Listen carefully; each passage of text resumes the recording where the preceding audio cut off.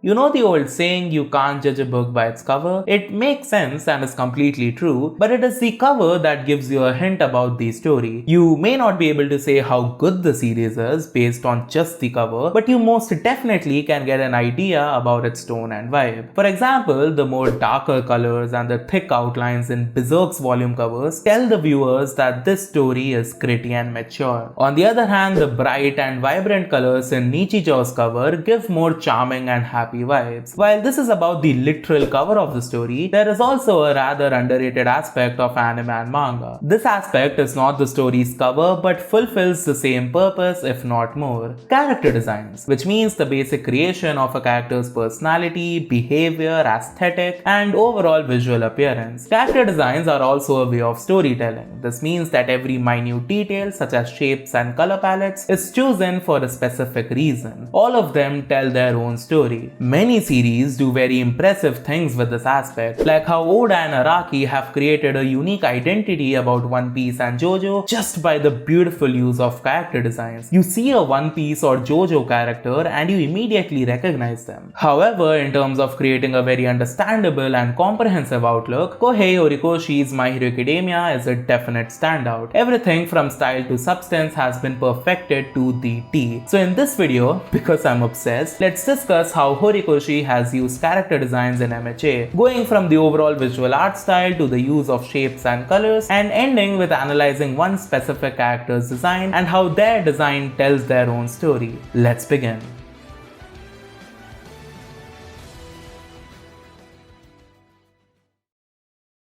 My Hero Academia's art style in the manga is well defined and full of energy. You're not getting the sort of rough and sketchy art like in JJK. Everything here is properly drawn and presented. It uses exaggerated expressions, poses, motion lines, and even sound effects, which really sells this manga as a Western comics inspired art since the very first chapter. And this is no coincidence. Horikoshi himself has conveyed his love for the Western superhero industry multiple times, which can clearly be seen in his work, and that is also the reason MHA's rise to popularity came in the mid-2010s, when MCU was at its highest peak in terms of popularity. Well, even in terms of quality, I guess. Now that we have laid out how Hiroaka's art is presented and helped it to blow up in public, let's get to the core of this video, the character designs in My Hero Academia. Once a general art style is set, the artist can use a wide range of techniques to design their characters, especially in a medium like manga where they have a lot more creative liberty. I mean, manga characters are famous for having traits like large eyes and unrealistic body types. While at first this seems like a weird quirky thing, but when you look closely, you realize how beautifully these aspects are used. Like, large eyes are usually used to direct the focus of the viewer onto the emotions the character is trying to portray. That is why other facial features are usually downplayed to keep that focus on the eyes. And sometimes the artists go berserk with the body types, making them super big, which makes the character feel out of this world or larger than life, which they obviously are.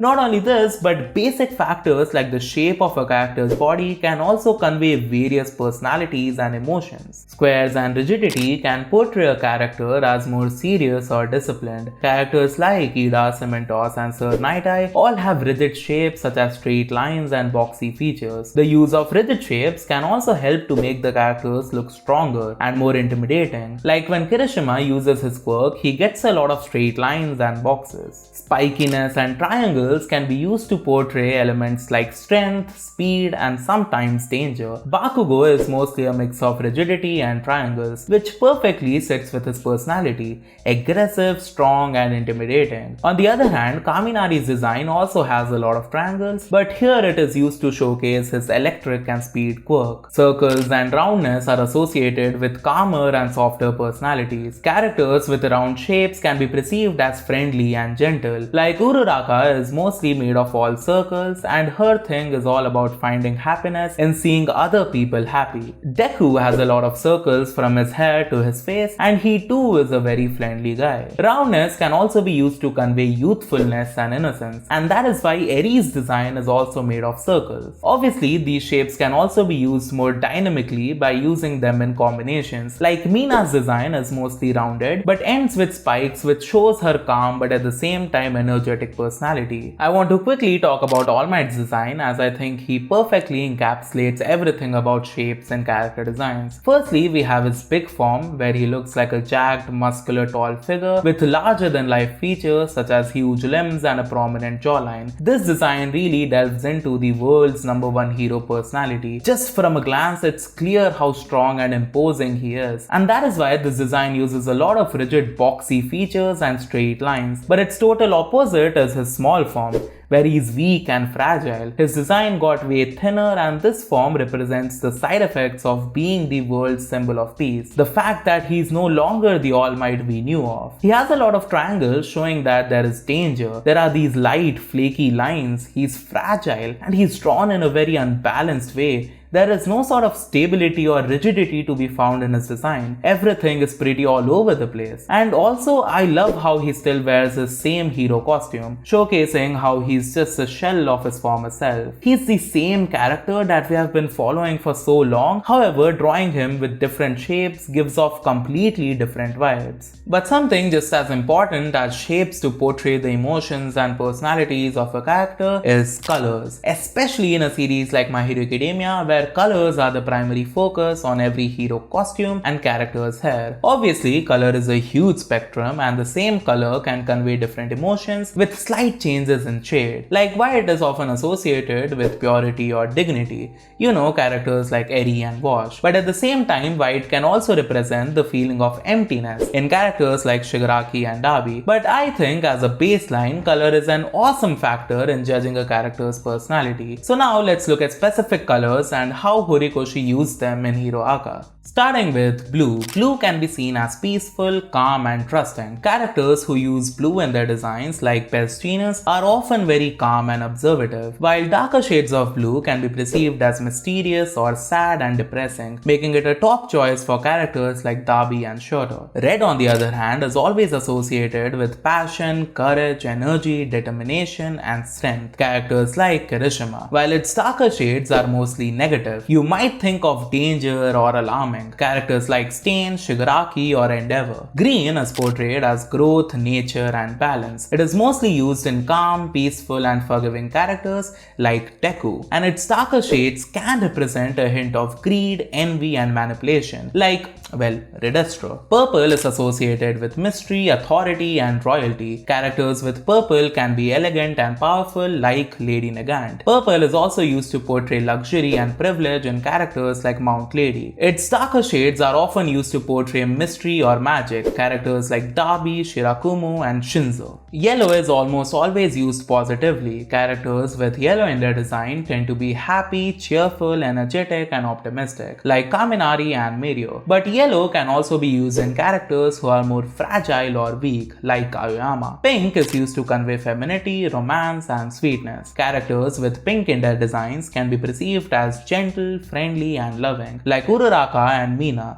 But darker shades can be a little negative, like overly passionate, seductive or alluring. You can sense this in characters like Uvabami. We have already talked about white, so to end this segment, black is often used to portray evil, history and power. Characters like All For One clearly showcase this. But black also has a very unique use. Black can be used in an absence of color to make the other colors stand out or to let the audience focus on the other colors in a character. Like in Aizawa's case, his design is pretty dull. He has a dark green costume and black hair. But what this does is make us focus on his white scarf and red eyes, because those are the most important aspect of his character. The scarf being his main combat tool and eyes being the way he uses his quirk. I think with all this, we have established how the nearly unlimited color combinations with shapes contribute to awesome characterization. At surface level, it seems very simple and basic, but the more you start to look into it, you realize how intricate everything is. But to be completely honest, you don't have to dive so deep to understand the author's vision behind making his characters the way they are. I just love to nerd out about stuff I'm obsessed with. There are also many simple aspects to a character design, like their wardrobe. Horikoshi Horikoshi puts a lot of thinking into his character's clothing, and I don't know this because he's my neighbor, but because it is so obvious in his designs. Like Deku always wears normal and plain outfits, showing his humble and non-exaggerated nature. On the other hand, Bakugo wears more flashy and explosive clothes that sits with his confident and aggressive personality. In general, clothing is a good indicator of a character's personality. A character with loose and dull clothing can be seen as more reserved or shy, but characters with tight clothing seem to be more confident and outgoing. Smaller elements like hats, ties, bracelets, hairbands, necklaces, and many other things also further convey the personalities of different characters. Like Tsuyu wears a bow in her hair that makes her seem as cute and innocent, but Mr. Compress wearing a hat makes him seem like more brave and adventurous. Shigaraki wears a red cape and a gold necklace that conveys his god of destruction personality. Redestro wears a tie and a suit that makes him seem like more classy and elegant. Then there are the hero costumes that are specifically designed to assist the character's quirk. Like Uraraka's costume is lightweight and skin tight, allowing her to move precisely in air as her quirk is about zero gravity. Ida has literal motor engines on his legs that contribute to his speed quirk. Hero and villain costumes are also used for Easter eggs and references, like how Twice is a direct reference to Deadpool.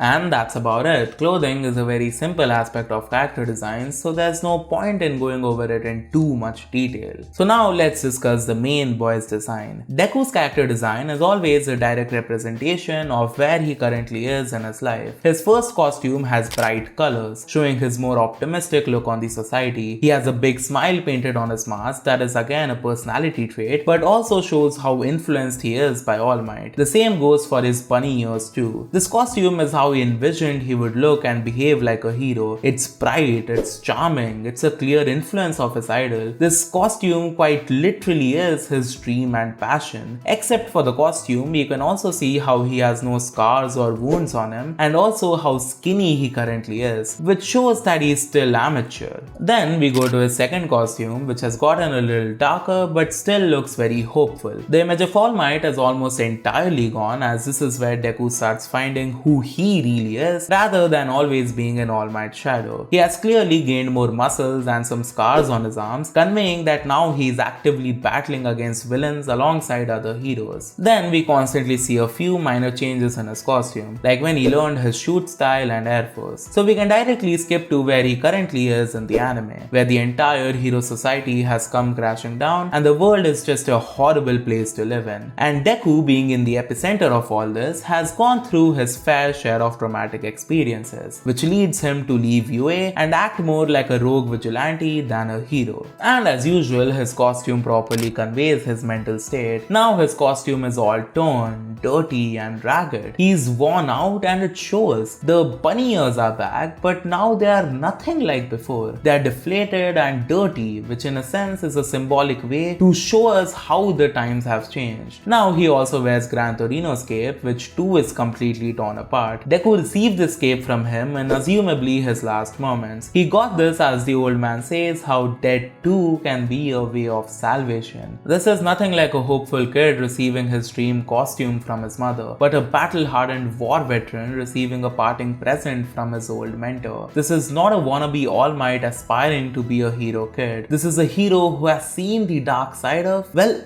being a hero. But then times do get a little better and he's sort of saved by his classmates and a beautiful speech by Uraraka. So we get a new costume. This costume feels like a combination of everything Deku has seen. His old costume is back with slight changes like the yellow stripes in between, but the cape still remains, which gives us the message that yes, Deku is pulled back from his depressed mental state, but that state has left him scarred forever. No matter what happens, nothing will change what he saw at that time. This is what I love about what Horikoshi did with Deku's design. You don't even need to know the plot to understand what might be going on in the story. Just a glance at Deku's design tells his entire story. But if you do know, if you did go on a journey with him to where he is through the anime or through the manga, then every little detail, every torn thread emphasizes his development in the story. Everything you have experienced with him, every fight, every conversation, all the training, it all comes together in this one final costume. And you can't help but reminisce about everything this show has given you. And all this this came just from a design. Imagine capturing a character's entire life story just through a design. It's a testament to the incredible tool that is character design and the sheer skill and talent of Horikoshi. As we appreciate these visuals, we are not just seeing appearances but feeling the essence of their journey. In the hands of an artist like Horikoshi, character design becomes a powerful storytelling tool, expressing emotions without words. So let's not just talk about the characters but also the art that breathes life into them. In the world of anime, every stroke tells a story and every design can be a story in itself. 君はヒーロー